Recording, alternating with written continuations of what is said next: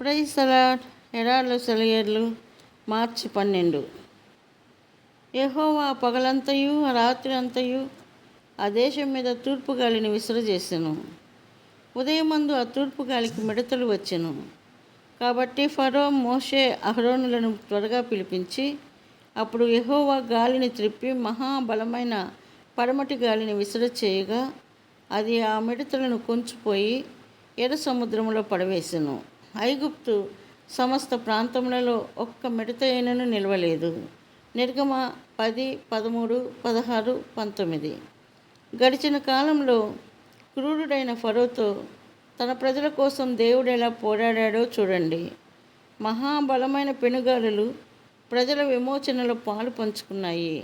ఆ బ్రహ్మాండమైన దేవుని బల ప్రదర్శనలో గర్విష్ఠులైన ఐగుప్తు ప్రజల అహంకారం మీద దేవుడు చివరిగా ఒక చావు దెబ్బ తీశాడు. ఇశ్రాయేలు ప్రజలకి ఇలా సముద్రం ఒడ్డున తాము చిక్కుబడిపోవడం, అటు ఇటు తప్పించుకునే ఆశ లేకుండా ఎత్తైన పర్వతాలు, ఆ రాత్రంతా చెలరేగిన మహాబలమైన పెనుగాలులు, ఇదంతా విధి తమతో అతి క్రూరంగా ఆడే చెలగాటంలా అనిపించి ఉండవచ్చు. ఐగుప్తు నుండి విడిపించిన ఆ మొదటి విమోచన తమను మృత్యువు కోరలకి అప్పగించడానికే విడిపించిందనిపించి ఉండవచ్చు. ఆ భయోత్పాతాల మధ్య ఐగుప్తు సైన్యం వచ్చేస్తున్నారు అనే ఆక్రందనలు, శత్రువు ఊరిలో తాము చిక్కుకున్నామని వణికిపోయే వేళ ఆ గొప్ప విడుదల దొరికింది. పెనుగాలి ముందుకు దూకి ఎగిసిపడే అలల్ని ప్రక్కకి నిలబెట్టింది. ఇశ్రాయేలు జనాంగం ముందుకు దాటిపోయారు. ఆ అగాధంలో దిగి నడిచిపోయారు. దేవుని వాత్సల్యం మూలంగా వాళ్ళ కోసం ఆ సముద్రపు లోతుల్లో వాళ్ళకి దారి ఏర్పడింది. అటు ఇటు స్ఫటికం లాంటి గోడలు దేవుని సన్నిధి వెలుగులో తలతలలాడుతూ నిలిచాయి. ఆ నీటి గోడలకు పైగా పెనుగాలి వీస్తూనే ఉంది.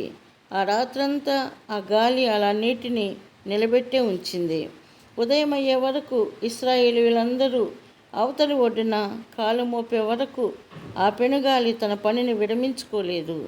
పెనుగాలి దేవుని పని చేసిందంటూ దేవునికి స్తుతిగీతాలు పాడారు వారు. శత్రువు అనుకున్నాడు, వాళ్ళని తరుముతాను, వాళ్ళని కలుసుకుంటాను, దోపుడు సొమ్ము దక్కించుకుంటాను. అయితే నీవు నీ గాలిని విసిరి కొట్టావు. సముద్రం వారిని కప్పింది. వారు మహా అగాధమైన నీళ్ళలో సీసంలాగా మునిగిపోయారు.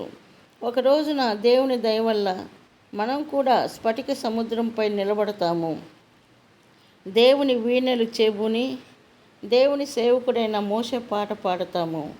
పరిశుద్ధులకి రాజువైన దేవా, నీ మార్గాలు న్యాయమైనవి అంటూ గొర్రెపిల్ల పాట పాడతాము. పెనుగాలులు మన విమోచనకి ఎలా తోడ్పడినాయో గుర్తు చేసుకుంటాము.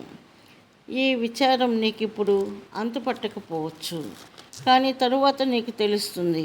భయం, బాధలు నిండిన ఆ రాత్రిలో బెదిరించే శత్రువు ఎలా కొట్టుకుపోయాడో.